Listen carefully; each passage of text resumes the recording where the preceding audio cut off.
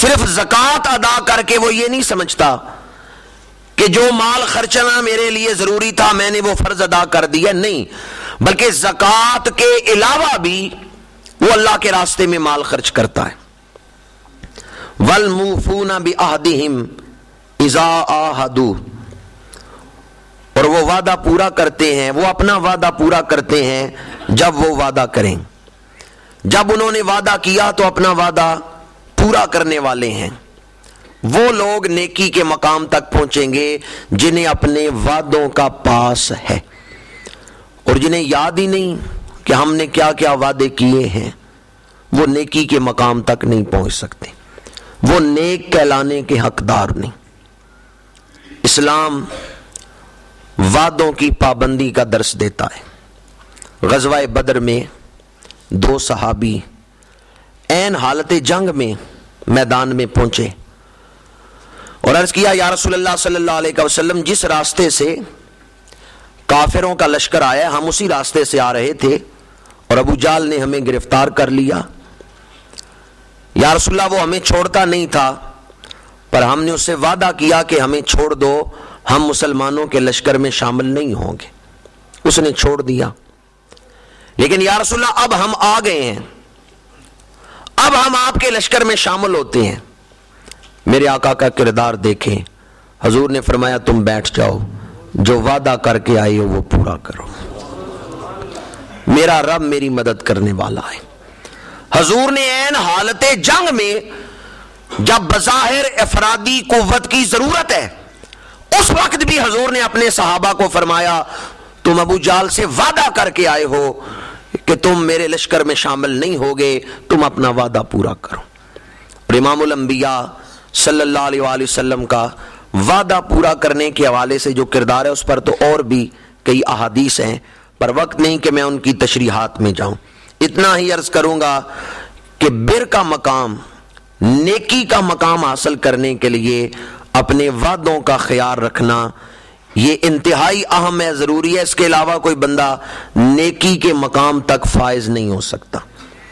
آگے فرمایا وَالصَّابِرِينَ فِي الْبَأْسَاءِ وَالضَّرَّاءِ وَحِينَ الْبَأْسِ، اور وہ صبر کرنے والے ہیں سختی میں، تکلیف میں اور جہاد کے وقت۔ کیا کرنے والے ہیں؟ صبر۔ صبر کو دین کے ساتھ، اعمال صالحہ کے ساتھ ایسا تعلق ہے کہ جیسا سر کا تعلق جسم کے ساتھ ہے۔ اگر سر کاٹ دیا جائے تو جسم زندہ نہیں رہتا، بیکار ہو جاتا ہے۔ اسی طرح صبر نکال دیا جائے تو اعمال صالحہ کو سر انجام دینا مشکل ہو جاتا ہے۔ اپنے آپ کو برائی سے روکنے کے لیے بھی صبر کی ضرورت ہے، اور نیکی پر ثابت قدم رہنے کے لیے بھی صبر کی ضرورت ہے۔ صبر جو ہے وہ اعمال صالحہ میں ایسی نسبت رکھتا ہے کہ جیسی سر کی نسبت جسم کے ساتھ ہے۔ دین داری کی زندگی گزارنے کے لیے اپنے جذبات پر کنٹرول اہم ہے، ضروری ہے، اور جو اپنے جذبات پہ کنٹرول کرنا ہی نہیں جانتا وہ دینداری کی زندگی کیسے گزار سکتا ہے؟ آج ہمارے مزاجوں میں صبر نہیں رہا، ہماری طبیعتوں میں صبر نہیں رہا، اور صبر نہ ہونے کی وجہ سے ہی ہم دینداری کی زندگی سے محروم ہیں۔ اگر صبر کرنے کا طریقہ آ جائے اور صبر ہماری طبیعتوں میں رچ بس جائے، ڈھل جائے، تو پھر دینداری کی زندگی آسان ہے۔ 6 چیزیں اس آیت میں بیان ہوئیں: ایمان، مال خرچ کرنا، نماز قائم رکھنا، زکوٰۃ ادا کرنا، وعدہ پورا کرنا اور صبر کرنا۔ جس میں یہ 6 چیزیں پائی گئیں وہ نیکی کے مقام پر فائز ہو گیا، وہ اللہ کے دفتر میں لکھا جاتا ہے کہ یہ نیک ہے۔ اللہ کے دفتر میں، اللہ کی بارگاہ میں جو نیکوں کی فہرست ہے اس میں اس شخص کا نام لکھ دیا جاتا ہے۔ دنیا میں حکومتیں فہرست بناتی ہیں، یہ وزیروں کی فہرست ہے، یہ ایم پی ایز کی فہرست ہے، یہ ایم این ایز کی فہرست ہے، یہ گزٹڈ افسروں کی فہرست ہے، یہ مشیروں کی فہرست ہے۔ دنیا میں مختلف شعبہ ہائے حیات کے لوگوں کی فہرستیں بنائی جاتی ہیں، لیکن دنیا میں اعلیٰ سے اعلیٰ عہدے کے لوگوں میں نام لکھوا لینا کوئی کامیابی نہیں۔ اصل کامیابی یہ ہے کہ اللہ کے دربار میں بندے کا نام نیکوں میں لکھ دیا جائے۔ کمیٹی گھر میں، یونین کونسل میں تو ہمارا نام مسلمانوں کے رجسٹر میں لکھا ہوا ہے، اللہ کے دربار میں پتہ نہیں نیکوں کے رجسٹر میں ہے یا بروں کے رجسٹر میں ہے۔ کبھی اس پر بھی غور کریں کہ اللہ کے دربار میں میرا نام نیکوں میں ہے یا بروں میں ہے۔ جس میں یہ 6 چیزیں پائی گئیں، اور بعض مفسرین نے لکھا ہے جسے یہ 6 چیزیں حاصل ہو گئیں اسے بہت بڑا خزانہ حاصل ہو گیا۔ جس نے ان 6 چیزوں کو اپنا لیا اسے بہت بڑا خزانہ مل گیا، اور بڑا اعلیٰ درجہ اور روحانیت میں اعلیٰ مقام مل گیا۔ ایمان بھی صحیح ہے، عقیدے میں کوئی کمزوری نہیں، مال بھی وہ اللہ کے راستے میں خرچ کرتا ہے، نماز بھی قائم رکھتا ہے، زکوٰۃ بھی ادا کرتا ہے، وعدے بھی پورے کرتا ہے، اور صبر کرنے والا ہے۔ جس میں یہ 6 چیزیں پائی جائیں، قرآن کہتا ہے اولئک الذین صدقوا، یہ وہ لوگ ہیں جو صدق والے ہیں، یہ وہ لوگ ہیں جو سچے ہیں، یہ وہ لوگ ہیں جو اندر سے کھرے ہیں۔ صدق کا مزید آپ کے سامنے ترجمہ کر رہا ہوں۔ صدق کیا ہے؟ اندر سے کھرا ہونا۔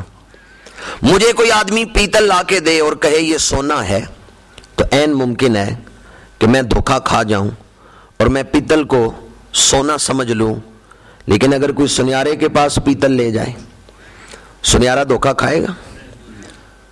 آہستہ ہی بولے ہیں، کوٹلے کے سنیارے بولے تو نہیں ہیں کہ آپ 1 تولہ پیتل دے کے 44,000 روپیہ لے لیں۔ اتنے بولے تو آج کل نہیں ہے کہ 1 تولہ پیتل دے کے آپ اس سے 44,000 روپیہ لے لیں۔ پیتل کو دیکھتے ہی سنیارا پہچان جائے گا، کہے گا یہ سونا نہیں، یہ پیتل ہے۔ وہ کتنا احمق ہے جو پیتل دے کے سونے کی قیمت لینا چاہے، بے وقوف ہے یا نہیں ہے؟ جو پیتل لے جائے اور سنیارے کو کہ یہ سونا ہے مجھے اس کی قیمت دو، سنیارا اس پر ہنسے گا، دنیا اس پر ہنسے گی۔ اس سے بھی زیادہ احمق وہ ہے جو اپنے کمزور اعمال لے کے اللہ کے دربار میں جاتا ہے اور پھر اس پر قیمت پوری مانگتا ہے۔ اعمال امیہ بن خلف جیسے، اعمال یزیدیوں جیسے، اور پھر قیمت چاہتا ہے حسینیوں جیسی مل جائے۔ زندگی گزارتا ہے فرعون جیسی اور چاہتا ہے آخرت مل جائے حضرت موسیٰ جیسی۔ اللہ کو دھوکہ نہیں دیا جا سکتا۔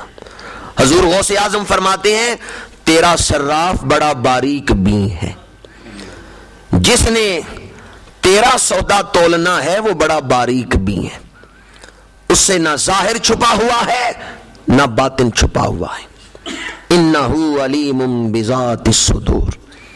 قرآن مجید نے فرمایا اولئک الذین صدقوا، جن لوگوں میں یہ 6 چیزیں پائی جائیں وہ اندر سے ٹھیک ہیں، وہ اندر سے کھرے ہیں، وہ سچے لوگ ہیں، وہ سچے ہیں، وہ صدق والے ہیں، جن میں یہ 6 چیزیں پائی جائیں۔ اور پھر فرمایا وَأُولَئِكَ هُمُ الْمُتَّقُونَ، اور یہی لوگ ہیں جو سچے پرہیزگار ہیں۔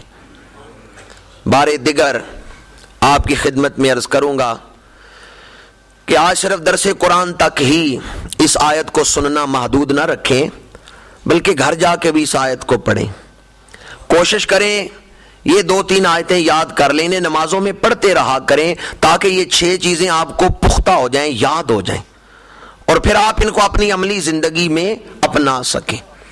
آج ایک درس قرآن تک ہی اس آیت کو محدود نہ رکھیں کہ بس زندگی میں ایک دفعہ درس قرآن میں یہ آیت سن لی، نہیں، بلکہ آپ اس آیت کو گھر جا کے بھی پڑھیں، اور جو 6 چیزیں ان میں بیان ہوئی ہیں اپنی زندگی کا تجزیہ کریں کہ ان میں سے کون کون سی چیز میرے اندر پائی جاتی ہے اور کون سی چیز ہے جس سے میں ابھی تک محروم ہوں، تو پھر اس کو حاصل کریں، اپنے ایمان کو کامل کریں اور اپنے اعمال کو صدق کے مقام تک پہنچائیں۔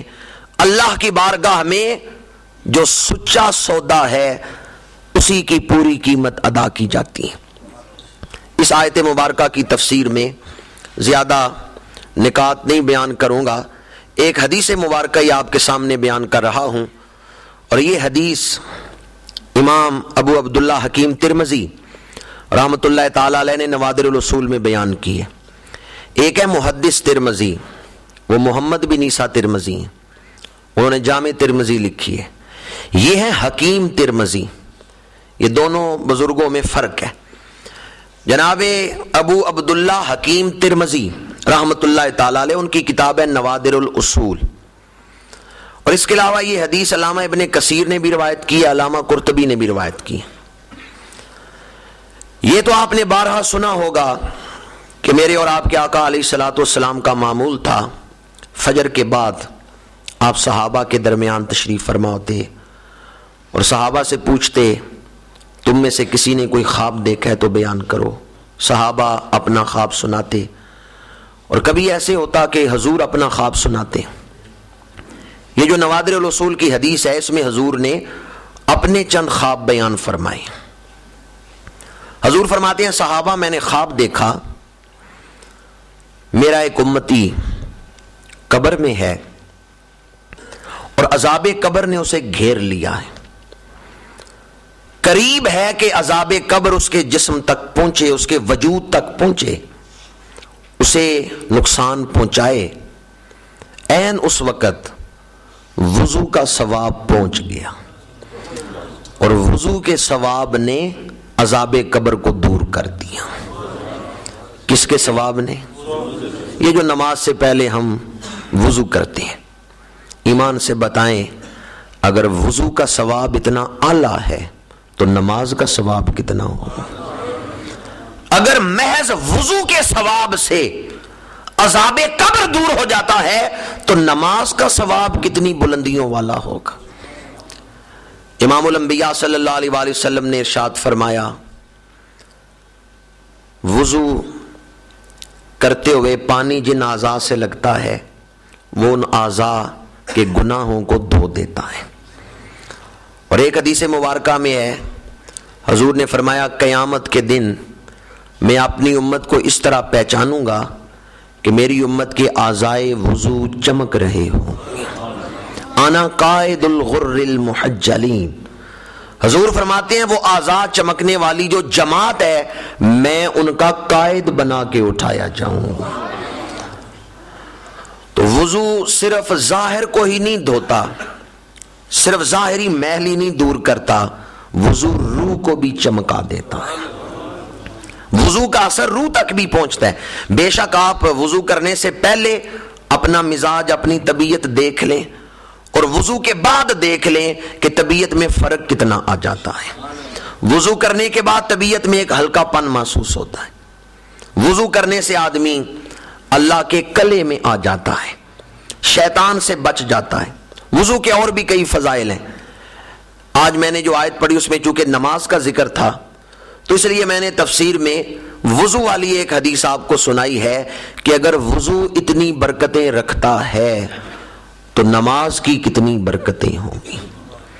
نوادر الاصول کی حدیث میں دوسرا نقطہ حضور نے فرمایا صحابہ میں نے خواب دیکھا میرا ایک امتی قبر میں ہے اور آگ کا شعلہ اس کے چہرے کی طرف بڑھا ہے، قریب ہے کہ آگ کا شعلہ اس کے چہرے کو جلا دے، لیکن اس نے دنیا میں اپنا مال جو اللہ کے راستے میں خرچ کیا تھا اس کا ثواب پہنچ گیا، اور اس امتی اور آگ کے شعلے کے درمیان اس نے ایک آڑ قائم کر دی، ایک دیوار قائم کر دی، حجاب بن گیا، خیرات کا ثواب، صدقہ و خیرات کا ثواب، اور اس نے میری امتی کے سر کو ڈھانپ لیا، اس کو اپنی حفاظت میں لے لیا، عذاب کسی طرف سے بھی آئے اب میری امتی تک نہیں پہنچ سکتا کہ صدقہ و خیرات کا ثواب پہنچ گیا ہے۔ صدقہ اللہ کے عتاب کو دور کرتا ہے اور صدقہ آگ کو ٹھنڈا کرتا ہے۔ حضرت عثمان غنی رضی اللہ تعالیٰ عنہ سے ایک روایت ہے کہ ایک صحابی تھے، نابینا تھے، لیکن نابینا ہونے کے باوجود انہیں اپنے ہاتھ سے خیرات دینے کا شوق تھا۔ انہوں نے اپنے گھر باہر والے دروازے سے لے کے اندر جہاں ان کے چارپائی تھی، بستر تھا، وہاں تک دیوار کے ساتھ رسی باندھی ہوئی تھی۔ جب دروازے پہ کوئی مانگنے والا آتا، کوئی سائل آتا، تو یہ نابینا صحابی رسی پکڑ کے باہر دروازے تک آتے اور اپنے ہاتھوں سے اس مانگنے والے کو دیتے۔ بچے کہتے ابا جان ہمیں دے، ہم دے کے آتے ہیں، آپ خود کیوں جاتے ہیں؟ تو یہ نابینا صحابی فرماتے ہیں میں نے اللہ کے رسول سے سنا ہے جو اپنے ہاتھ سے کسی محتاج کو دے گا اس کی موت بری نہیں ہوگی، اس کی موت اچھی ہوگی۔ اور یہ نابینا ہونے کے باوجود اپنے ہاتھ سے محتاجوں کو دینا پسند فرماتے تھے۔ قرآن مجید نے ان لوگوں کی تعریف کی ہے جو مال کی محبت کے باوجود، اس کی ضرورت کے باوجود حقیقی محتاجوں پر اپنا مال خرچ کرتے ہیں۔ یطعمون الطعام علی حبہ مسکینا و یتیما و اسیرا، خود بھوکے ہیں لیکن اپنا کھانا یتیم کو کھلا رہے ہیں، مسکین کو کھلا رہے ہیں، قیدی کو کھلا رہے ہیں۔ قرآن ان کی تعریف کر رہا ہے۔ نوادر الاصول کی روایت میں تیسرا نقطہ، چونکہ سورہ بقرہ کی آیت نمبر 177 میں جہاں ایمانیات کا ذکر ہے وہاں اللہ تعالی اور اس کے نبیوں پر پختہ عقیدہ اس کا بھی بیان ہے۔ تو نوادر الاصول کی روایت میں امام الانبیاء صلی اللہ علیہ وآلہ وسلم فرماتے ہیں میں نے خواب دیکھا میرا ایک امتی پل صراط پہ چڑھا، وہ جنت کی طرف جا رہا ہے، پل صراط پہ چل رہا ہے۔ آئندہ ہونے والے واقعات بھی اللہ نے اپنے نبی کو پہلے دکھا دیے، آئندہ ہونے والے واقعات بھی۔ ابھی قیامت آئے گی، امتی پل صراط پہ سوار ہوں گے، حضور نے پہلے ہی دیکھ لیا۔ اور یہ عقیدہ بھی قرآن و حدیث سے ثابت ہے کہ اللہ نے آئندہ زمانے میں ہونے والے واقعات اپنے محبوب کو عطا فرما دیے، حضور کے علم میں ہے۔ یہ دن حضرت سیدنا فاروق اعظم کی شہادت کے، تو اس حوالے سے آپ کی ایک بڑی مشہور فضائل والی حدیث ہے، بخاری شریف میں ہے، عن انس بن مالک ان رسول اللہ صلی اللہ علیہ وآلہ وسلم صعد احدا وابو بکر وعمر وعثمان فرجف بهم فقال اثبت احد فانما عليك نبي وصديق وشهيدان۔ حضور حضرت سیدنا صدیق اکبر، فاروق اعظم، عثمان غنی کے ساتھ احد پہاڑ پہ تشریف لائے۔ احد خوشی سے جھومنے لگا۔ حضور نے فرمایا اثبت احد، اے احد ٹھہر جا۔ کس کو ٹھہرنے کا حکم دیا؟ پتا چلا پہاڑوں پہ بھی حضور کا حکم چلتا۔ یہ حدیث کس کتاب میں ہے؟ اگر حوالہ یاد ہو تو عقیدے کی پختگی حاصل ہوگی۔ یہ بخاری شریف کی حدیث ہے اور حضرت انس بن مالک اس کے راوی ہیں۔ حضور نے پہاڑ کو حکم دیا، براہ راست پہاڑ سے فرمایا اثبت احد، اے احد ٹھہر جا۔ یہ حکم وہی دے سکتا ہے نا جو جانتا ہے کہ میرا حکم یہ مان بھی لے گا۔ حکم بھی تو وہی دے سکتا ہے جسے پتا ہے کہ میرا حکم چلتا ہے اس پہ۔ اور میرا موضوع نہیں ورنہ آپ کے سامنے اس پر دلائل دیتا، میں تو صرف یہ عرض کرنا چاہتا ہوں کہ حضور آئندہ آنے والے حالات بھی جانتے ہیں، اور پھر نوادر الاصول کی حدیث آپ کو سنانا چاہتا ہوں۔ اثبت احد کے حوالے سے یہی عرض کروں گا، صرف پہاڑوں پہ نہیں، درختوں پہ بھی اللہ کے رسول کا حکم چلتا ہے۔ حضور نے درخت بھی اپنے پاس بلا کے دکھائے، حضور کا بادلوں پہ بھی حکم چلتا ہے۔ مدینہ منورہ میں آج بھی ایک مسجد ہے جس کا نام مسجد غمامہ ہے، آج بھی اس مسجد کا نام مسجد غمامہ ہے، اور غمامہ کہتے ہیں بادلوں کو۔ یہ مسجد کا نام بادلوں والی مسجد کیوں رکھ دیا گیا ہے؟ یہ وہ جگہ ہے جہاں اللہ کے رسول نے دعا کے لیے ہاتھ اٹھائے ہیں۔ ابھی دعا مکمل نہیں ہوئی کہ بادل بن کے آ گئے اور بارش بارش برسنا شروع ہو گئی ہے۔ امام الانبیاء کو اللہ نے اختیار عطا فرمایا ہے، جامع